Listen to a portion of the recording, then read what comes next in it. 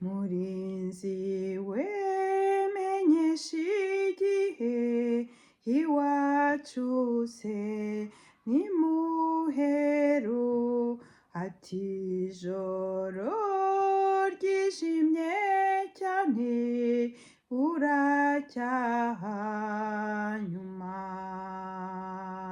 ntukarire ukomeze nturorere kwiringira kugeza igihe uzagerayo ku munsi uhoraho murwanyi w'icyo mbwira nawe ansubiza yitonze ati dore urugamba ruzashira guma mu ntambara ntubabare wihangane wireke imirimo yawe tuzabona igihembo cyiza nidutabaruka ndacyabaza ibyaremwe byose binsubiza bitya biti iyi si yacu iza gushira hazindi horaho umenye ibyo bimenyetso bigaragaza kuza kwe kandi byaremwe uko bingana byiteze impanda ye twishime mu mitima yacu kuko imuhira ari hafi duhumure tuzaruhuka tutakibabara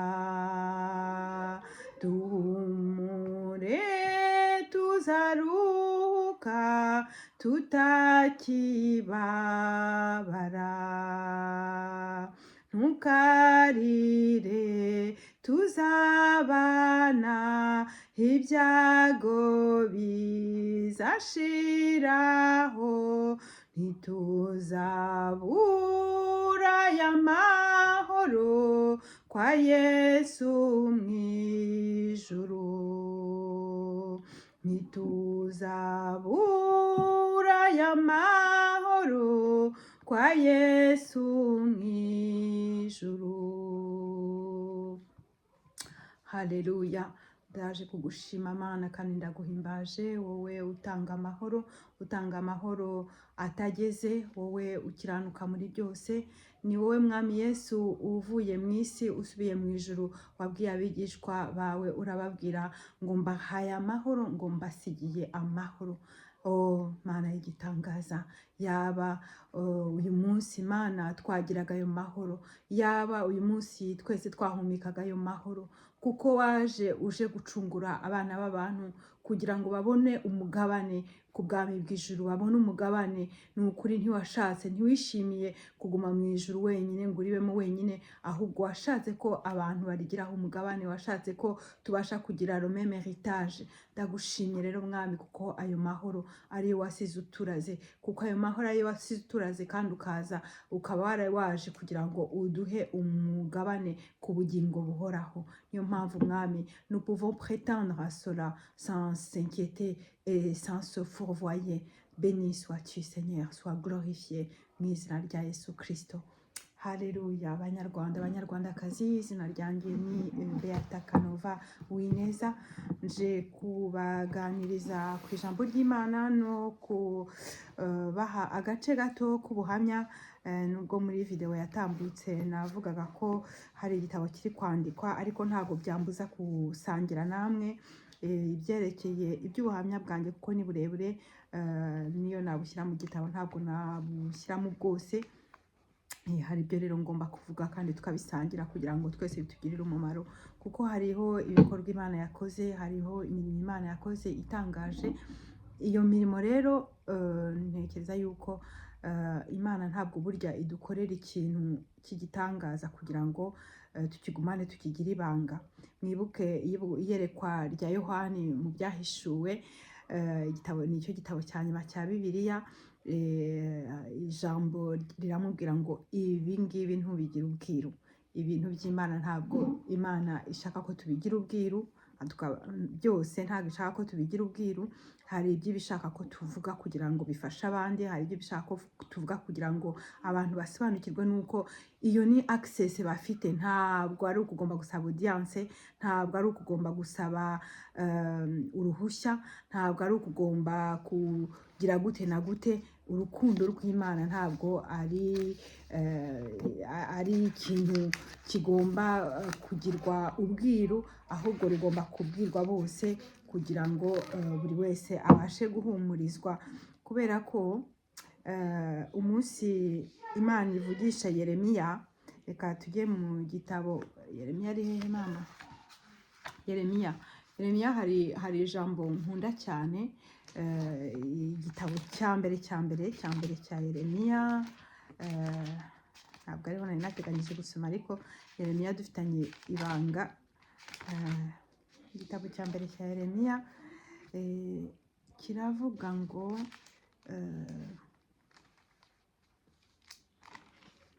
ni umuhanuzi wahuye n'ibibazo bikomeye cyane. Hano abazungu iyo umuntu atangiye kwiganira baravuga ngo il fait des Jérémiades. Jérémiade rero nibyo bita amaganya ya Yeremiya. Amaganya ya Yeremiya niyo bita Jérémiade. Yeremiya yahuye n'ibibazo bikomeye, ariko Yeremiya ari umukozi kandi ahagaze neza. Niyo mpamvu hariho abantu bicara ngo Imana ngo igize gute, ngo Imana ngo ntiyadutabaye kuko twari tugize gute. Ariko burya Imana kugira ngo igutabare nuko nawe ugomba, nk'umukozi wayo, nicyo nshaka kuvuga. Itabara abantu benshi kandi wenda nta nubwo twahajya ngo tuvuge ngo twese tuba tubikwiriye cyangwa se ngo tugize gute. Ariko iyo uri umukozi w'Imana ukaba uzi ko uhagaze mu ibanga ry'Imana no mu kuri kw'Imana, ukaba uzi ko Imana uyikorera wemye, ukayikorera utayibangikanyije, kuko Imana ni icyo ngicyo yanga. Abenshi bayikorera bayibangikanyije. Icyo gihe rero Imana iragutabara. Yeremiya, ijambo ry'Imana riratubwira ngo, ijambo ry'Imana ngo riza kuri Yeremiya umuhungu wa Helikija, ngo umwe mu batambyi ngo Banatote. Helikija ni papa wa Yeremiya, ngo muri dans le pays de Benjamin, iyo bita pays de Benjamin. Muzi yuko ubwoko bw'Isirayeli butashye mu gihugu cy'isezerano, buri muryango mu bahungu 12 ba Yakobo, buri muryango wagiye ugabana ubutaka, bugenda bugabana igikingi. Noneho abana ba Benjamin nyine bari bafite nabo umwanya, bafite ubutaka bwabo. Niyo mpamvu rero bavuga ngo Yeremiya ngo ise yari umusacrificateur, ngo mbega yari umutambyi mu mujyi wa Natote mu gihugu cya Benjamin, ni ukuvuga mu gikingi cya Benjamin mbega. Ubwo rero afite Yeremiya yari abo bita Benjamite. Ubwo ijambo ry'Imana riza kuri Yeremiya, ngo riramubwira ngo hari mu gihe cy'umwami Josias, umuhungu w'umwami bita Amone wo mu Bayuda, umwaka wa 13 w'igihe cy'itegeka cya Josias. Noneho kandi mu Yerusalemu hari no mu gihe cy'uwitwa Joachim ngo fils de Josias, roi de Juda. Ni ukuvuga afite Yeremiya yahanuye ku gihe abami babiri, ni ukuvuga ngo ingoma ebyiri, mu gihe cya Josias no mu gihe cya Joachim. Josias yari umwami, Yeremiya yahagurutse Josias ari umwami. Noneho arahanura kugeza igihe Josias aviriyeho, ahanura no mu gihe cy'umuhungu we wamusimbuye uwitwa Joachim, mu gihe mbega mu Buyuda. Noneho yahagaze guhanura igihe umwaka wa 13 wa 14 urangira jusqu'à la fin de la 14e année de Sédécias. Yahanuye no mu gihe cya Sédécias umuhungu wa Josias. Ntago nzi rero Josias yasimbuwe n'abahungu be babiri. Joachim agomba kuba atarasize umwana wo kumusimbura. Noneho arahanura kugeza kuri igihe où il fut amené en captivité au 5e mois, kugeza igihe mbega nuza Sédécias ajyanwa en captivité, ajyanwa mbega nk'umunyago, ajyanwa en captivité. Noneho ijambo icyo nicyo nashaka kugeraho, mbega vocation y'ubuhanuzi bwa Yeremiya. Ijambo ngo ry'Imana, reka bisome mu Gifaransa bigo binyorera ko birangoye kubisemurana na bisoma. Ijambo ry'Imana ni ukuvuga ngo la parole de l'Éternel me fut adressée en ces mots. Uwo ni Yeremiya uvuga. Avant que je t'eusse formé dans le ventre de ta mère, je te connaissais, et avant que tu fusses sorti de son sein, je t'avais consacré et je t'avais établi prophète sur les nations, prophète des nations. Ijambo ry'Imana riramubwira ngo mbere yuko uba urusoro mu nda ya nyoko ngo nari nkuzi, ngo je te connaissais, ngo meme ngo mbere yuko usohoka mu nda ya nyoko uvuka, ngo nari narakugize umuhanuzi ku mahanga, nari nkuzi, ngo kandi nari naramaze kugukonsakara umuntu ni kwa kundi bashobora kuvuga bati umwami baramwimitse cyangwa se umuntu bamuhaye ubusaserodoti. Consacré nyine ni ukumuha inkoni, kumuha ubwo bubasha ngo ajya avuga ati ndi umuhanuzi kandi n'Imana yangize byo. Icyo nshaka kuvuga ni iki, hariho abantu nsigaye mbona birirwa batererana amagambo kuri za social media. Umwe akaza ati ngewe Imana yambwiye ibi, undi akaza ati ngewe Imana yanyeretse ibi, nuko ugasanga abandi ngo wamutubuzi we ngo ibiki n'ibiki. Ugasanga hariho abantu wagira ngo vraiment Imana yabaremeye gutukana, gusuzugura abandi no kugira gute. Icyo ntekereza nuko nta muntu n'umwe uriho muri iyi si uhumeka Imana yatumye avuka nta role imuhaye, nta mpamvu itumye amuzanira ku isi.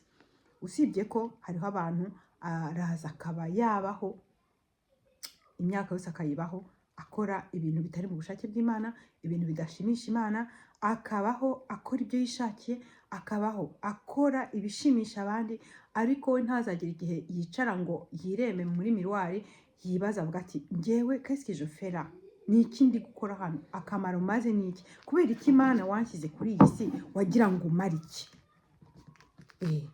Noneho hakaba higenge nicara nkavuga ni harimo nibura n'abantu bakora ibintu bibi ariko akabikora avuga ati nzi ko nibyo ndimo gukora ari bibi namishikamwe. Ariko hariho abandi arabaho abereyeho gukorera abandi, agakora ibyo bamubwiye ukagira ngo Imana ntabwo yamuhaye icyo twita mu Gifaransa le libre arbitre.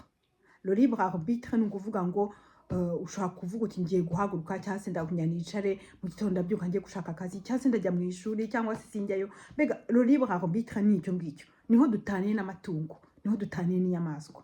Le libre arbitre, inyamaswa mu gitondo muzarebe inkoko, abafite inkoko mu gitondo inkoko irabyuka, ikintu cya mbere hita ikora ni uguhita itangira gutora, niko kazi ikora. Ariko nayo ifite impamvu iri aho ngaho. Inkoko iratoragura yanagize igatera amagi ikagira umumaro nyirayo, cyangwa se ikazanaturaga n'imishwi nayo ikazakura bikazagirira umumaro nyirayo. Ni ukuvuga ngo akazi kayo nako ngako mfite akazi k'inkoko nako. N'ihene nayo yirekuye bahita igenda ikajya kurisha. Niho rero twe dutaniye n'inyamaswa. Ntabwo akazi kacu ari ukurya ngo tugeze duhere mu gitondo tugere nimugoroba, ntabwo akazi kacu ari ugukora ibyo abandi batubwiye, ahubwo akazi kacu rimwe na rimwe ni ukwicara ukibaza uti icyo nkora aha ni igiki, ni iyihe, ese ikintu vocation yanjye ni iyihe. Vocation ni ukuvuga ngo iki ni ikintu wumva mu mutima wawe kikuzuyemo kikurimo. Hariho abafite uyu munsi vocation yo kwica. Nibaza ko atari Imana yabaremeye, ko ntabwo yabaremeye kuba barimbuzi, ariko vocation niyo ngiyo kuvuga uti ikintu nkora aha ngaha ni igiki. Yeremiya urabona ko vocation yari afite vocation ya Yeremiya yari ukuba umuhanuzi ku mahanga. Aho ni naho nashaka guhera ntangaho ubwo buhamya navugaga bukeya, kuko nyine abantu basigaye birirwa baterana amagambo bagira gute. Ijambo ry'Imana riravuga ngo havumwe uvuga ngo navuze ntavuze. Iyo ni Imana ibivuga ngo havumwe uvuga ngo navuze ntavuze. Uza rero akavuga ngo Imana yambwiye itambwiye, uwo ni akazi ke nyine yisobanura n'Imana. Ariko uw'Imana yabwiye nawe bisigaye bituma abantu Imana yabwiye cyangwa se abantu Imana yatumye message, ubutumwa Imana yatanze buza bugasa nk'ababunigira hari navuga ngo iki se babuniga, umwata akaza ati wowe amutubuze wagize gute. Noneho hari uzaza akagera kuri iyo chaîne cyangwa se akagera kuri iyo Twitter yahagera cyangwa se kuri iyo Facebook akabona commentaire, noneho akavuga ati ibi bintu wasanga kuko ari ubutubuzi. Ariko noneho sinibaza niba tubasha kumeza ibintu byose dukora cyangwa se n'ibyo tuvuga. Hariho ibintu tuvuga burya hariho abantu Imana yabwiye ngo uzabona ishyano, ngo wowe witambika mu muryango ngo ntiwinjire, ngo kandi uzabona ishyano kubera ko wanga kwinjira, ngo ndetse ukabuza n'abashakaga kwinjira ukababuza kwinjira. Iyo uje ugatangira kuvuga ngo ibi ni ubutubuzi, bishobora kuba ari ubutubuzi, ariko ijambo ry'Imana ntabwo ritubwira ngo tujye gutuka abahanuzi. Ahubwo ijambo ry'Imana riravuga ngo ubuhanuzi mubutegereze mwihanganye, ngo kandi mubugenzure, ngo hanyuma mufatemo ibibafitiye umumaro. Umuntu ashaka kuza agahanura, ntabwo ari uko ibyo ahanura biba atari byo, ariko njyewe ibyo ahanuye simbyiteho. Kubera iki? Kuko wenda njyewe numva bitandeba. Ushobora kuba uri no mu rusengero umuntu agahanurira undi, cyangwa se waba uri n'ahantu mu masengesho umuntu agahanurira undi.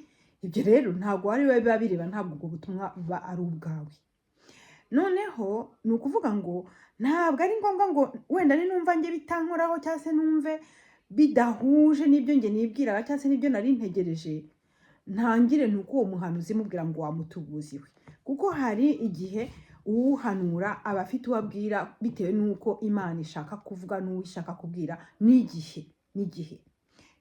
Ubwo rero njye ndibuka hari ahantu nigeze tujya gusenga amasengesho ya nijoro, nagiye hari kure rwose muri kilometero zirenze 500 zahomba. Noneho umuntu araza w'umunyamahanga, ariko nyine afite ubundi buryo bw'amasengesho n'ubundi buryo bwo gutekereza wenda ubuhanuzi. Noneho atangira gukritika ibintu by'Imana, ariko yaraje azanye umutima mwiza, azazanye gusa amakenga. Ibyo nabyo ntabwo ari bibi kuzana amakenga, kuko ntabwo ari ngombwa kugira ngo ibintu byose, si ngombwa gutuka abahanuzi, ariko ni na ngombwa gusengera ibyo wumvise, ukabanza ukabaza Imana, ese ibi bintu Mana nibyo, ese ibi bintu birandeba, ese ibi bintu ni bizima biturutse kuri wowe. Ubwo burenganzira umuntu wese arabufite, ahubwo utanabukoresha nawe nta bwenge aba afite.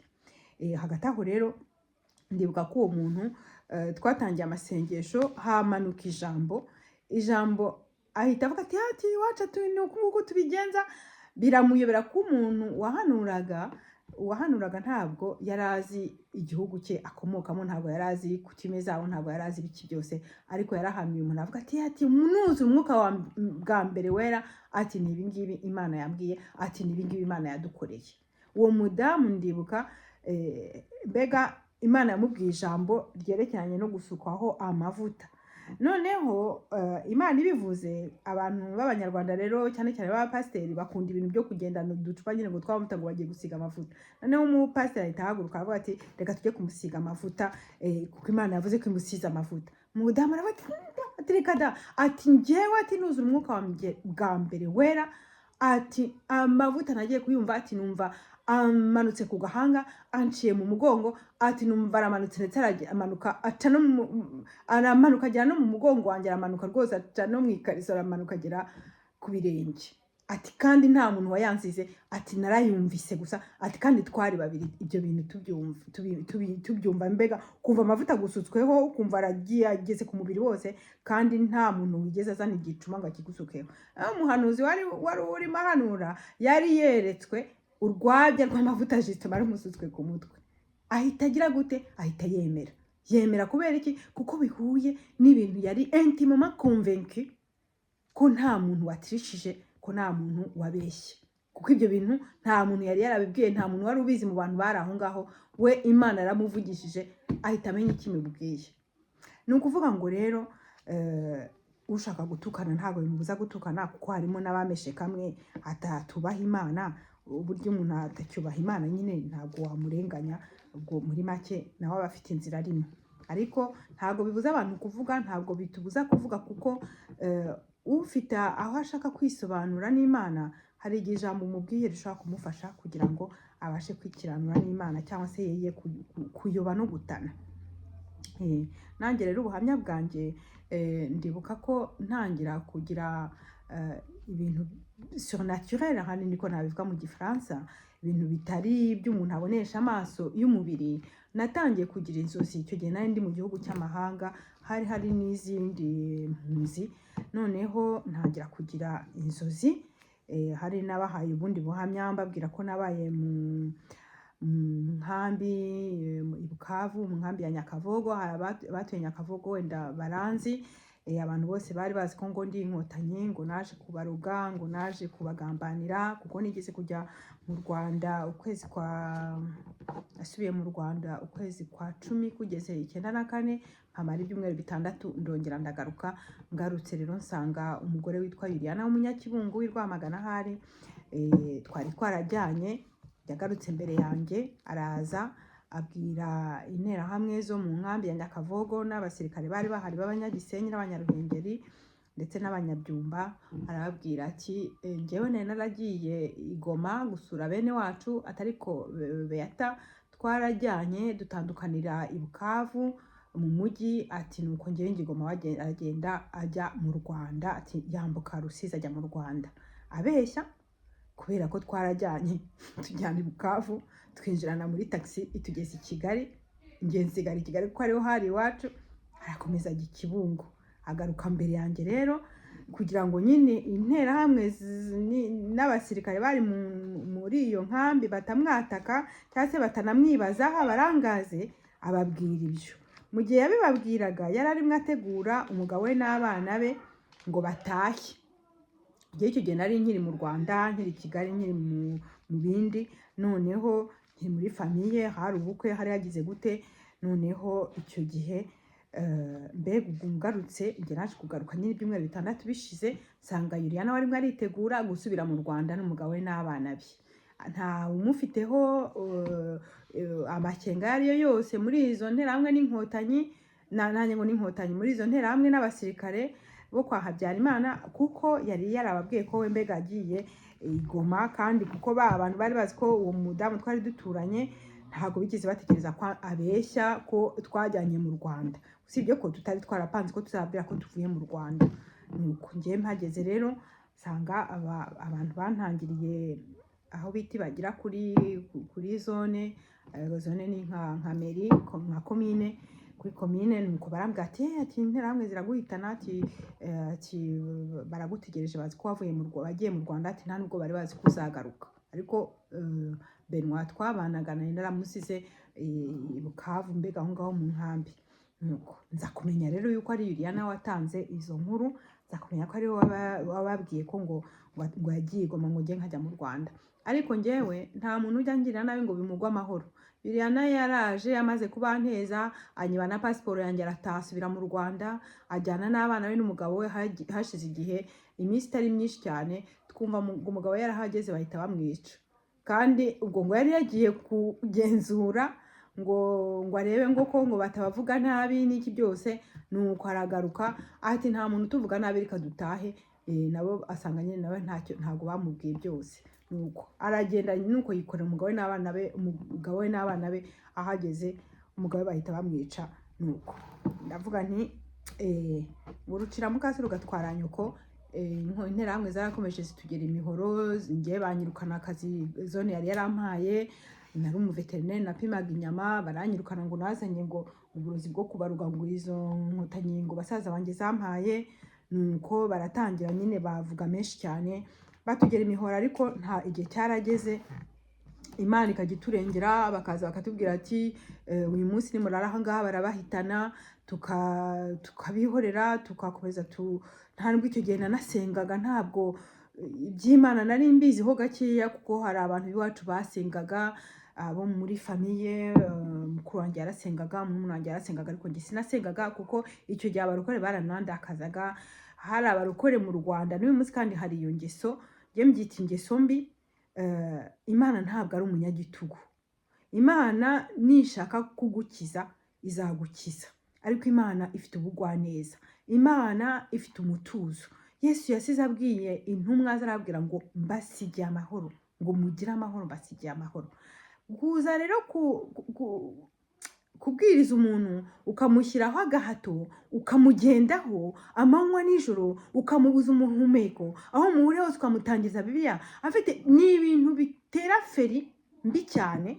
Ngenda byibuka mukuru wanjye amaze gukizwa, noneho akajya ajya gusenga. Icyo gihe papa nta nubwo yanabikundaga ko ajya gusenga, ariko noneho abarokore batangira kujya baza gutera ipera mu rugo.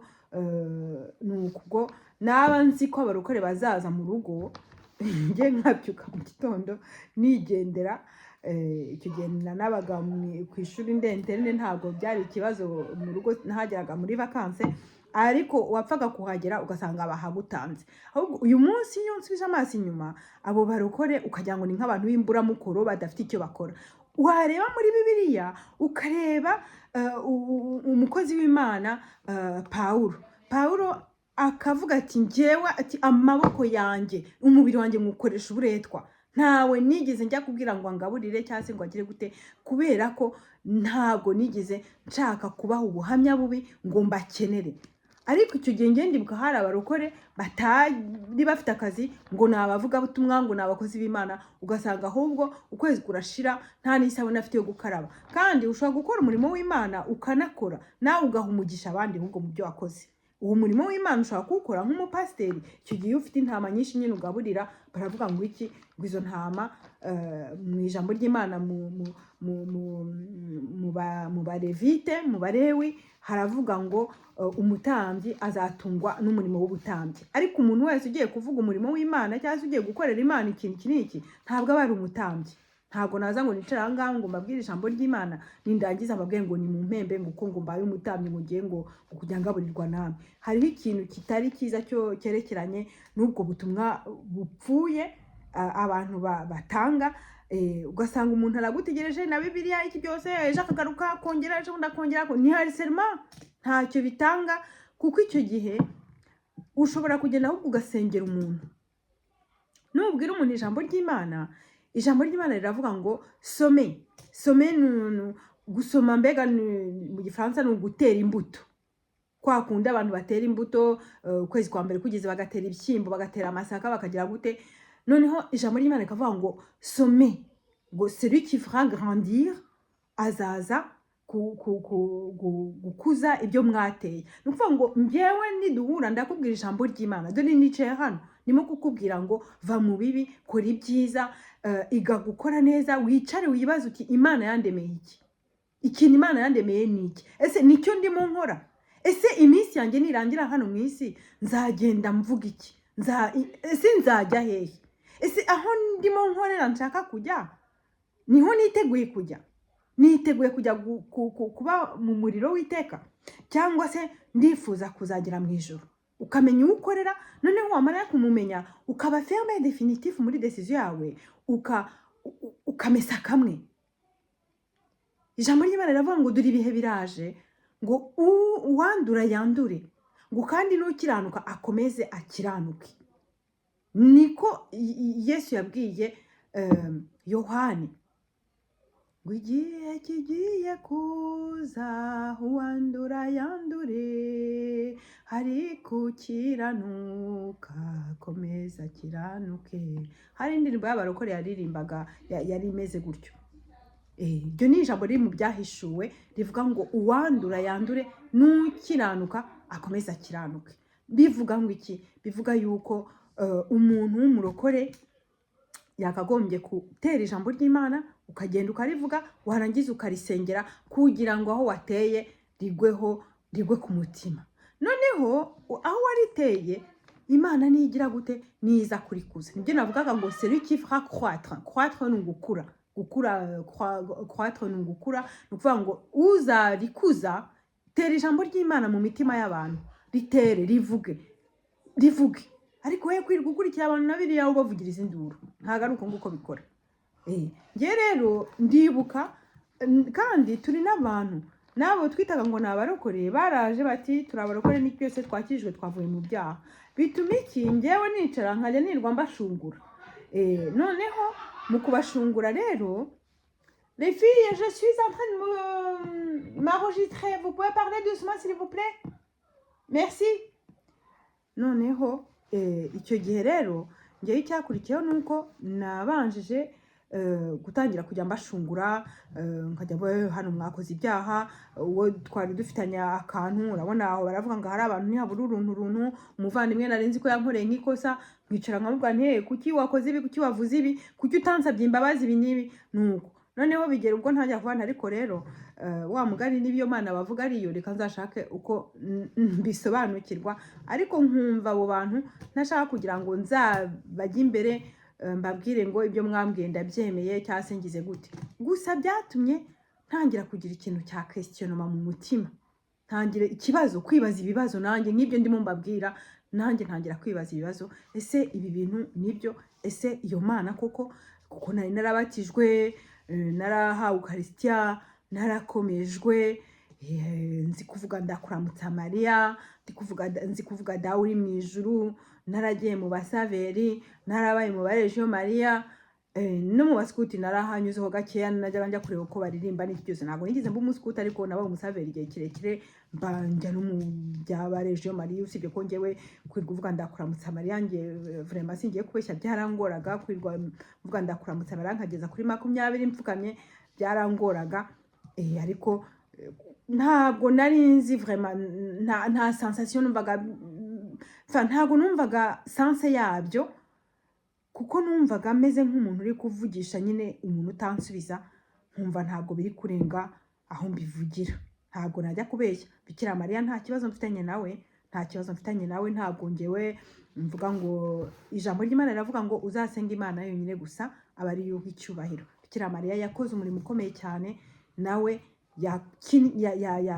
yarajwe sohore, niko navuga, yakoze umwanya we, nkuko Mose yakoze umwanya we, ariko Bikira Mariya yakoze umwanya we, kuko niwe wabyaye umwami Yesu hano mu isi kugira ngo agaragarire abantu nk'umuntu.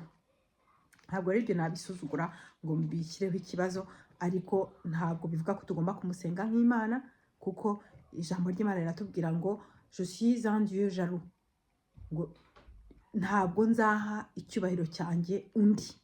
Na babandi bavuga ngo ni bazumuna ba Yesu cyangwa se ngo barigiranya na Yesu, ijambo ry'Imana riravuga ngo Imana igira ishyari, ntabwo ishaka ko icyubahiro cyayo gihabwa undi, yaba ari Bikira Mariya, yaba ari Eliya, yaba ari Yeremiya, yaba ari Yosefu, ntawe.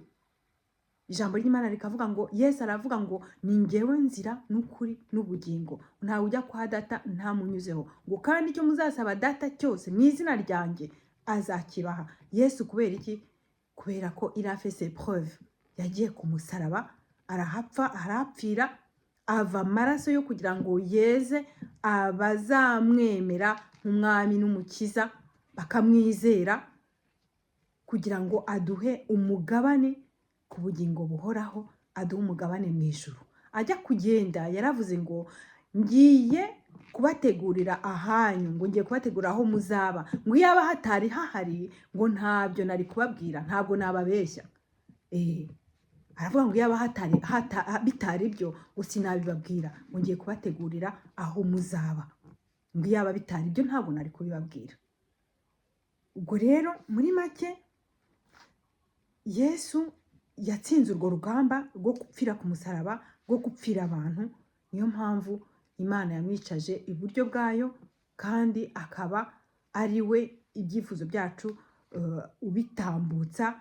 Kandi yaranavuze ngo ni byiza kuri mwe, ngo bibafitiye umumaro ko ngenda, ngo kuko nintagenda umuhoza ntazaza. Umuhoza ninde? Ni Mwuka Wera. ngo nintagenda umuhoza ntazaza. Umuhoza ni Umwuka Wera, ngo azenda ku bya data, ku biri mu mutima wa data, abibabwire, abibasobanurire. Njye rero icyo gihe natangiye kwibaza ibibazo, ntangira kugira questionnement muri njye, ntangira kugenda nibaza ni ibintu ni ibiki niki, ariko sinabitindaho. Aho nari ntuye Nyakavogo, nari nturanye n'urusengero rw'abarokore rwari ruhari. Usibye ko urwo rusengero mfite abantu bose barusengeragamo n'abadivantiste b'umunsi wa karindwi bahakoreraga amateraniro yabo kwa gatandatu. Cyari ikintu mfite abantu baragikeneraga bakagikoresha, ariko rwari urusengero principalement rw'abarokore b'abapentekote bazaga gukorera mu za nibature, nkazumva nibereye mu buriri simbyuke. Nuko ariko igihe kiza kugera, ndibuka hari ikintu kimwe cyabaye.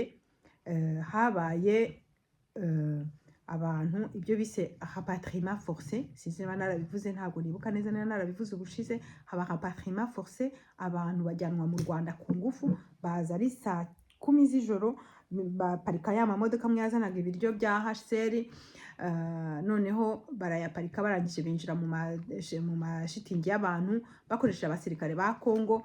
Ayo mamodoka rero urumva ko ntago bagiye kuyakura kuri HCR itayabahaye, ntago baje bayibye. HCR yari yatugambaniye amfete, noneho igambana n'u Rwanda. Antuka ni ubugambanyi bwa hatari. Ya makamyo amwe yazanaga ibiryo ku manywa niyo yaje nijoro gupakira abantu babajyana mu Rwanda. Mobutu yari yaratanze ubuhungiro ku Banyarwanda. Ni ukuvuga ngo iyo wambutse umupaka uhunga igihugu, ntabwo icyo gihugu cyakagize uburenganzira bwo kuza ngo cyambuke kigukurikire kize kigusubize aho wavuye, nta masezerano abaye, nta biki. Abanyarwanda bagurishijwe kera, bagambaniwe kera, bicwa kera, bakorerwa ibintu bibi cyane. Niyo mpamvu iyo Mana dusenga mfete igeze aho bigeze ahangaha, Imana bigeze aha.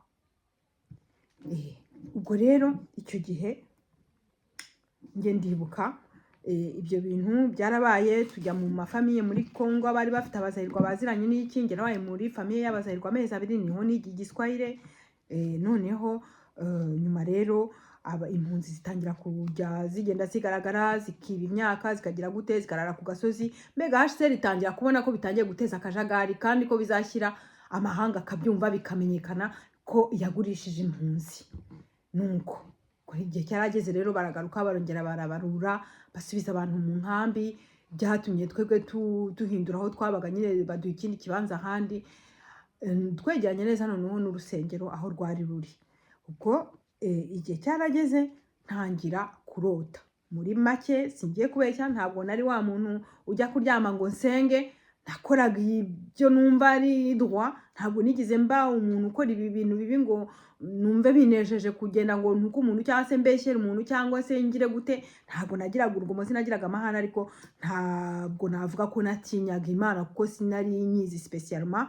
Gusa nari mfite icyo kintu cyo kwibaza, mbega nibaza ko ntangiye kwibaza ntuka mvuga nti c'est possible ko hari ibindi bintu ntazi spirituellement, cyangwa se ko nayo masengesho kuko abantu basenga bakayumva, cyangwa se ko niyo Mana wa mugani ushaka kubivuga. Ntangira kugenda mbyibaza nikestiona nubwo ntari mfite ibisubizo, ariko haraho nageze ntangira rwose kugenda numva nkeneye kameme kugira ngo sobanukirwe n'ibintu. Noneho wenda bishoboye kuba byatuma ntekereza uko nabigenza, nicyo nakora kugira ngo numve meze neza. Numvaga ndi muri conflit intérieur, uko wenda nabyita. Hanyuma nza kuryama, ntangira kurota. Iyo ntuza iyo rapatriement forcé yabaye, uko maze kuyivuga, yabaye maze hafi nk'amezi ageze kuri 2 nyirota. Natangiye kurota, nkarota mbona abantu barimo bahunga inkambi, bahunga inkambi harimo nk'ikintu wabona hari nka kwa kundi hari wakwicara ukavuga uti hariya hari intare simpegera cyangwa se hariya hari inzoka y'impiri reka nihungire nigere kure itanasoti kangwaho nuko abantu mbona barimo bahunga bazamuka mu misozi hiryo ngiyo barenga bajya mu bashi kandi abashi ntago badukundaga abashi bavugaga amashi ntago twayumvaga abanyarwanda bamwe bageragezaga nkabize za letre cyangwa se bari baragiye muri izo za Tanzania na Kenya bageragezaga igiswahili iyo ruguru mu mashi nta nubwo bavugaga igiswahili bavugaga amashi yajyaga gusa n'ikinyarwanda ariko nta kintu twumvagamo kimwe kandi baranatumeprizaga ntago badukundaga ubwo rero abantu noneho njya kubona mbona abantu barimo barazamuka biruka nk'abahunga inkambaduka inkambi habaye ahantu ho guhungwa ndarota izo nzozi nazirose buri joro nkazirota buri joro nkazirota buri joro nkazirota buri joro nkazirota buri joro nkazirota biranyobera ku buryo byageze aho nahumiriza ntangiye gusinzira nkarara muri ibyo bintu bugacya mu gitondo naniwe nahamutse noneho biranyobera sinari nzi ibyari byo ntabwo nzi kwereka ibyari byo ubwo nubwo nari nziranye mbega iwacu hari abarokore urumva nyine ntabwo bari abantu naderagaho cyane ntabwo nari nzi amabanga yo mu burokore ntabwo hari ibintu byinshi cyane ntari nzi nabisobanukiye maze kugera nyine mu gakiza maze gusobanukirwa maze kujya mu byumba by'amasengesho maze kumenya gusenga maze kumenya mbega uburyo Imana ishobora kukuvugisha cyangwa se n'uburyo ushobora gusenga kuva rwose urahamanya n'umwuka wera kandi kuva hari ibyo guhishurira ariko icyo gihe nta kintu nari nzi gusa nararose ndarota bigeze aho bimaze kunjujubya numva ntagisinzira mu gitondo mbyuka naniwe mbibwira Benoit bibwira n'undi mubyeyi umwe ntavuze izina ukiriho uba muri Amerika twari duturanye ndabimubwira kuko umubyeyi yari inshuti ya papa wanjye ndabibabwira ko nibo bantu babiri nari mfite muri iyo nkambi nari mfite confiance kuki muri iyo nkambi abantu baho abo bahutu baho baranziraga ngo nari inkotanyi ngo nari naraje kubagambanira ngo nari naraje gutanga raporo ngo nari naragize gute baduhozagaho inkeke batubwira ko baza kutwica noneho icyo gihe rero ntabwo nari kujya kubwira ikintu nk'icyo ngicyo abantu nzi ko bashaka kuvuga bati watugambaniye ni bene wanyu babikutubwiye bigeze hehe nabibabwiye kuko nanjye nari naniwe gusinzira maze kubibabwira hashize nk'ibyumweru bitatu ibyo bintu biraba noneho twebwe dukangurwa n'induru y'abantu icyo gihe iyo rapatirima force yari itaraba dukangurwa n'induru y'abantu barimo basohora abagabo bagenda bakabasohora bakabashushubikanya bakabajugunya muri cya gikamyo baparitse ku muhanda inkambi ya Nyakavugo yari iteye ukuntu yari izengurutswe n'umuhanda no kuvuga ngo hagati mu nkambi twari turi yari iteye nka stade en fait hagati mu nkambi hari ikibuga cy'umupira abantu bajyaga baza gukiniraho ndetse kinakomeye amakipe akomeye nka za Bukavu Dawa nka za Mubanda zarahakiniraga amakipe mbega ya du première division yo muri Bukavu ubwo hakaba mbega n'iribani iki byose ku buryo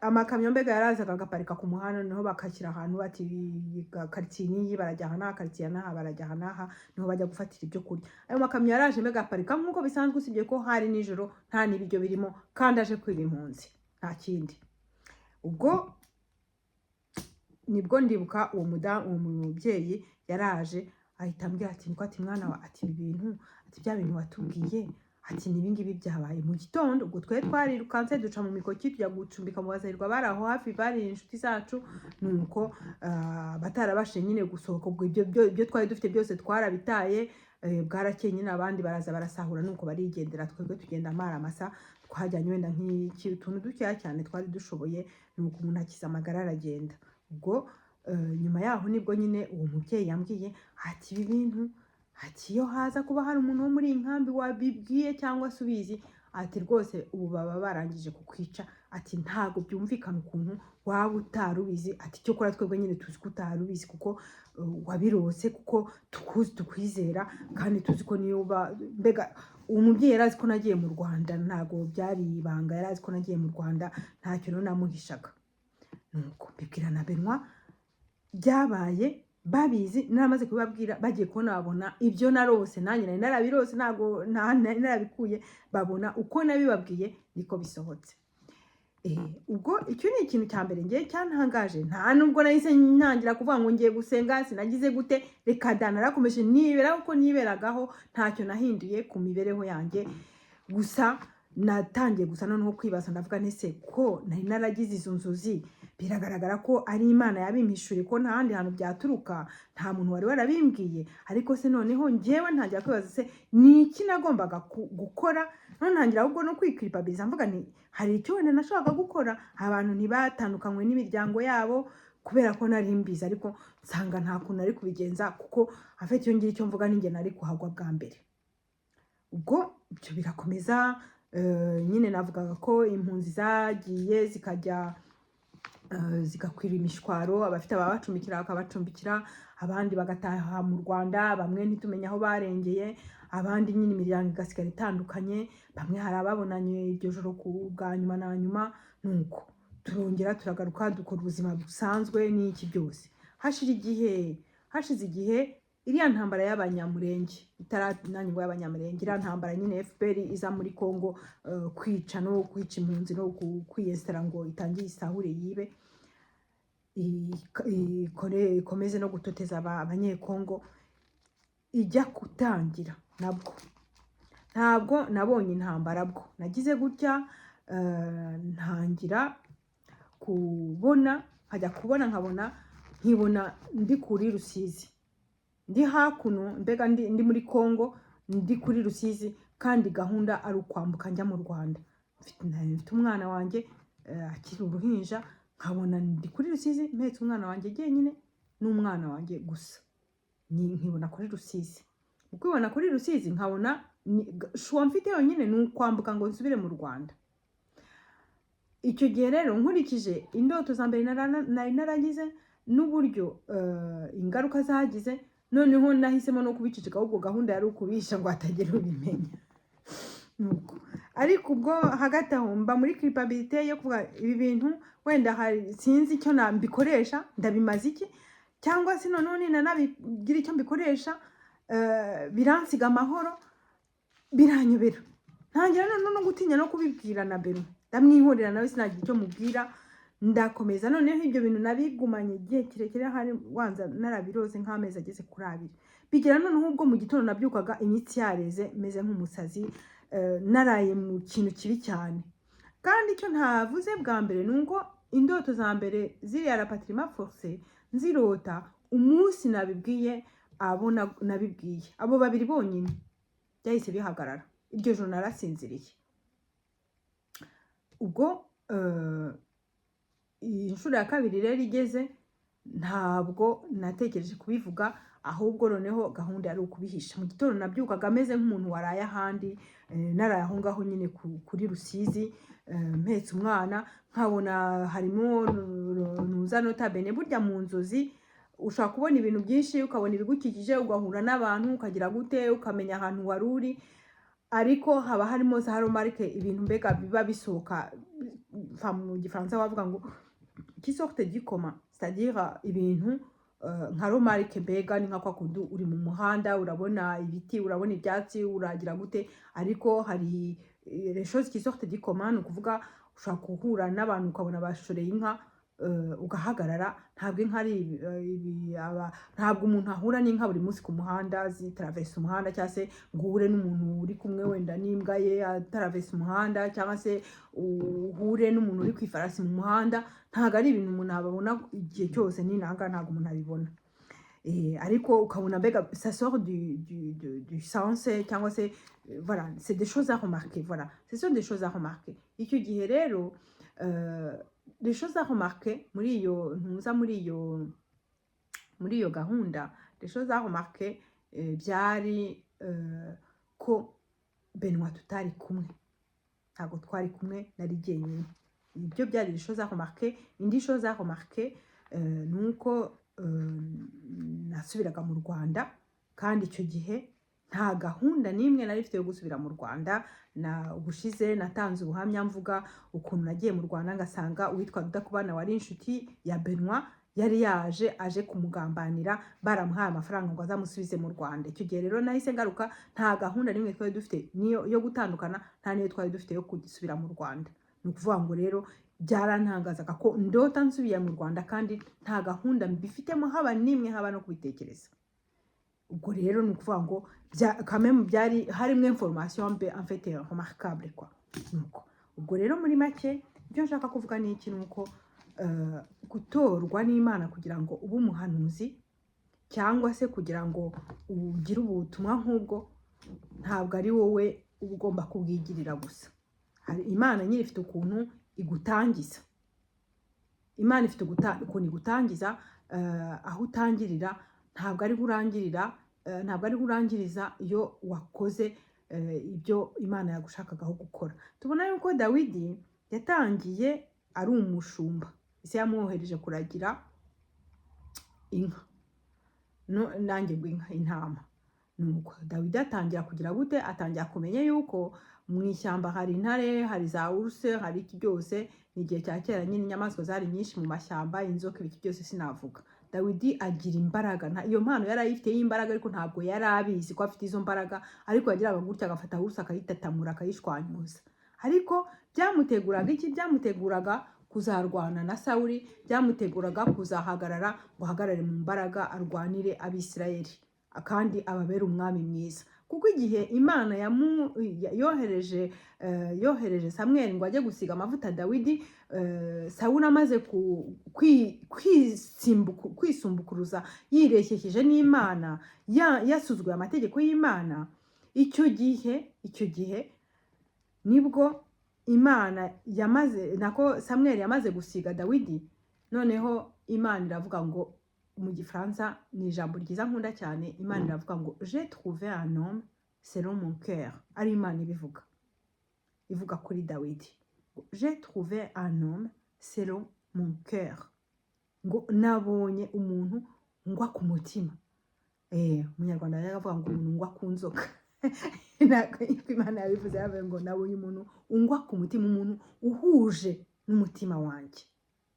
Ni ukuvuga ngo ni umuntu udafite fraude mu mutima, ni umuntu udafite ubugome, ni umuntu uzambera igikoresho cyiza, ni umuntu nzakoresha iby'ubushake bwanjye, ni umuntu uzumvira kandi afite imbaraga, kandi afite uko azayobora ubwoko bwanjye. Ni ukuvuga ngo rero umuntu wese afite iki? Afite uko ahamagarwa.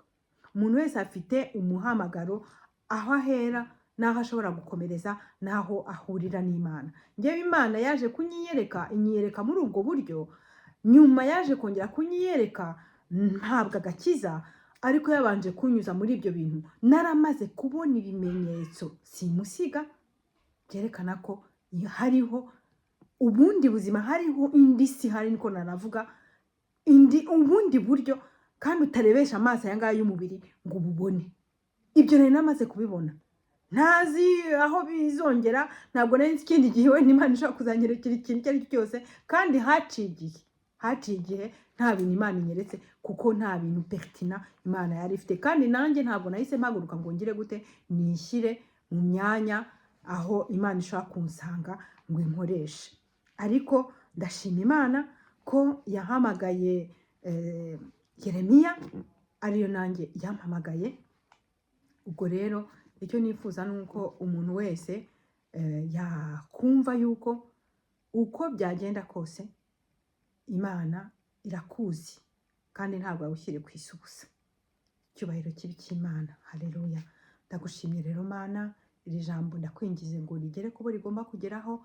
Ufungura imitima y'Abanyarwanda, ufungura amatwi y'Abanyarwanda, ugire neza Mwami ku muntu wese uri kurengana, umuntu wese ufite ibitekerezo aho ari kwibaza ati ese Imana yaradutaye, Imana yaratwibagiwe. Ahubwo ni ukuri wongere gukangura imitima y'Abanyarwanda, kugira ngo umuntu wese yibuke yuko uri hejuru ya byose, kandi uri umwami w'abami, kandi ukiranuka muri byose, kandi uri Imana y'amahoro.